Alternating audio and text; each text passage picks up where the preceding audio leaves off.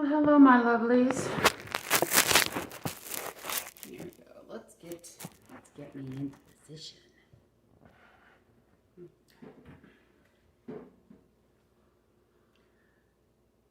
Hello, everyone, and welcome to It's All About Me, Damn It's vlog. Episode whatever. It'll be in the title what episode it is.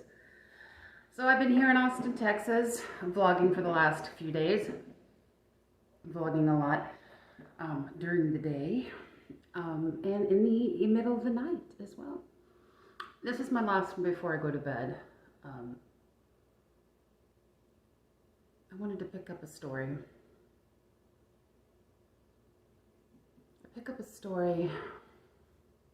When I first met this guy the second time around. First met the guy, second time around. Anyway, it was one of our meetings in Dallas, and we had an absolute blast. I mean, we hit it off.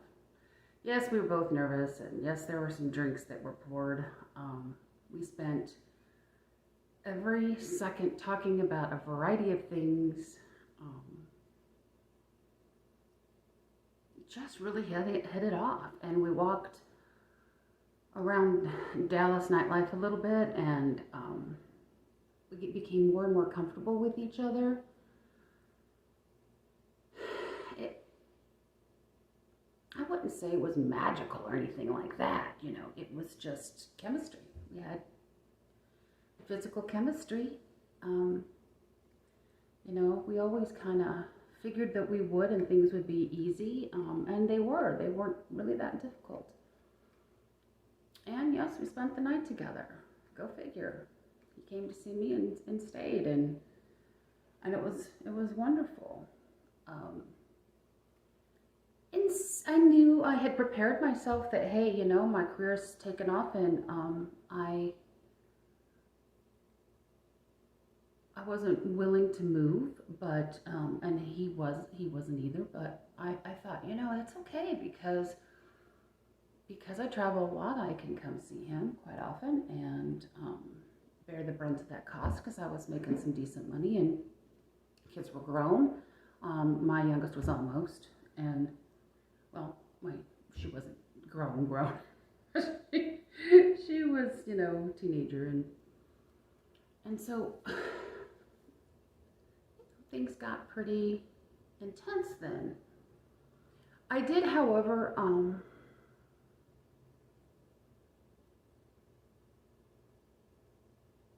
you know, stay guarded, and I'm sure he did too, and we both said, well, we would see other people. It was,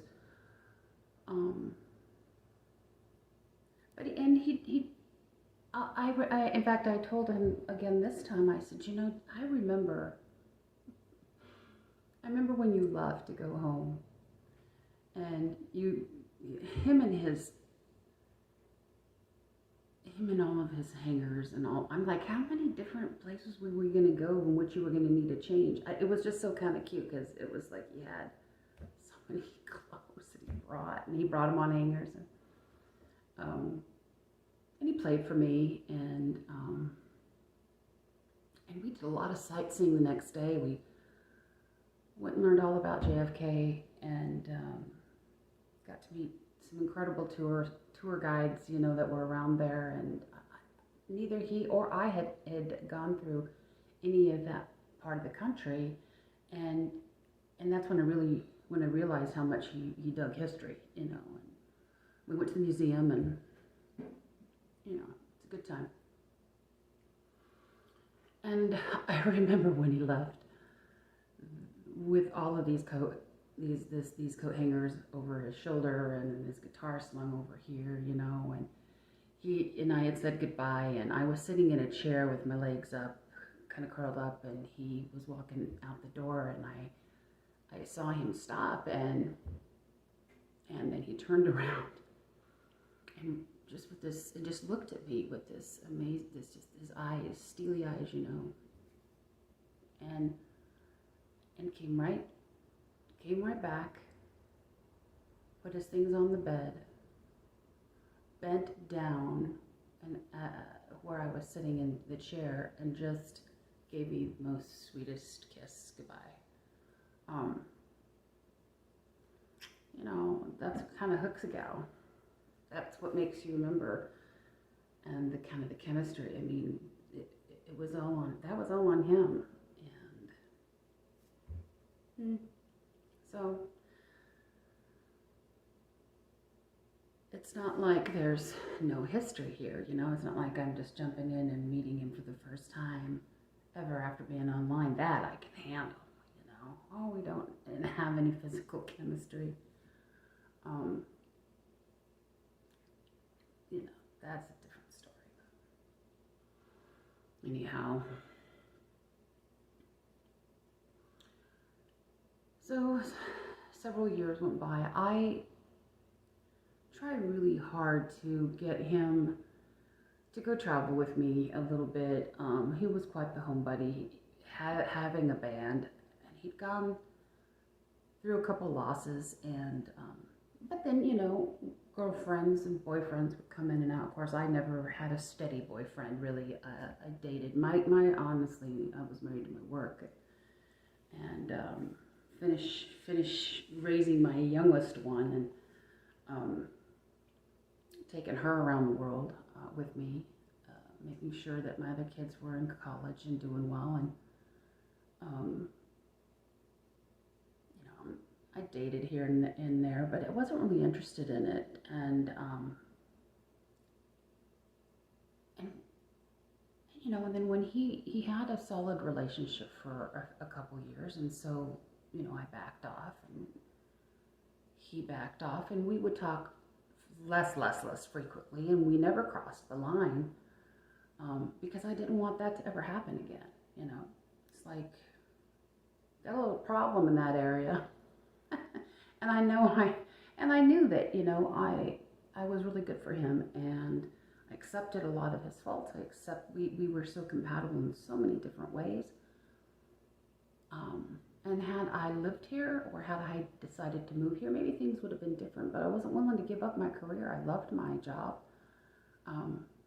They weren't doing any kind of remote work back then, and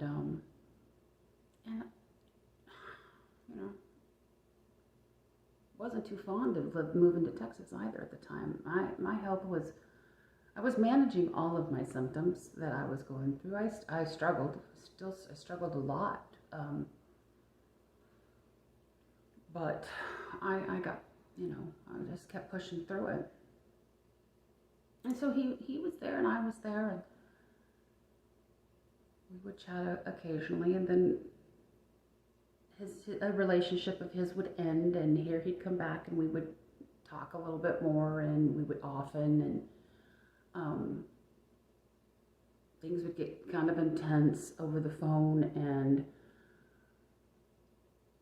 I would like, just come live with me, just come here for a while. No, and and that was, I had no right to ask him to do that, and well, I mean, I wasn't going to expect him to give up everything. His life was here. And the same with me, It was really tough. And we always used to talk about how, we just kept missing each other's windows of opportunity, because there would be times to where I might be dating someone and he'd be free and like, hey, where are you? And let's meet up. And then, no, I'm kind of interested in this guy. And then I wouldn't be dating and he'd be in a relationship.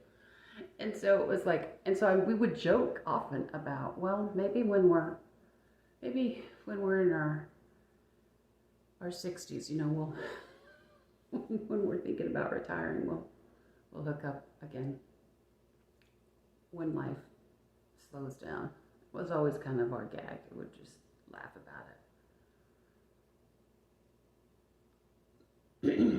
But even through a lot of this, looking back, and he and I would have little tips about it too. It's like, could you reach out to me a little bit more often? Do I have to always be the one to reach out after you? I mean, he'd always really come after, reach out to me when there was something in particular that he wanted, but,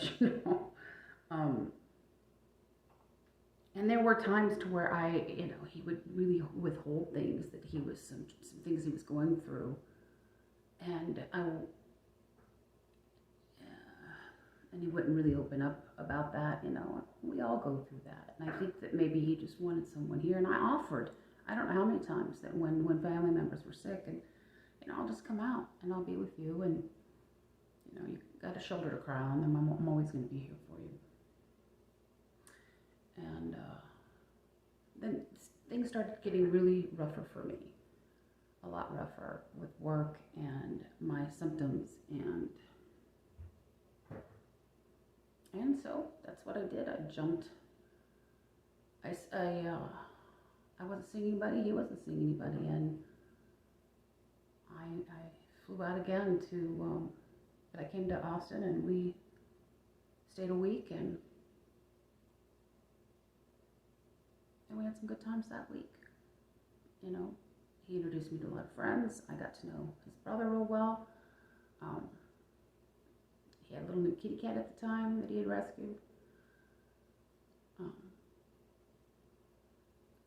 Took a drive, a long drive and a hike, and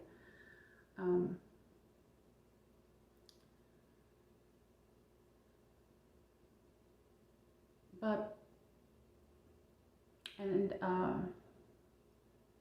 was the first time I spent Mother's Day away from home, and I remember him and his brother took me out for brunch for Mother's Day, and it was sweet. So, there's history there. And when you've got that long of a history with someone and spent that many hours talking to someone, and year after year after year, sharing each other's, secrets and passions and sadness and loss and politics. Man, we were right there together when it came to politics. So, there was history there, and it just seemed like such an easy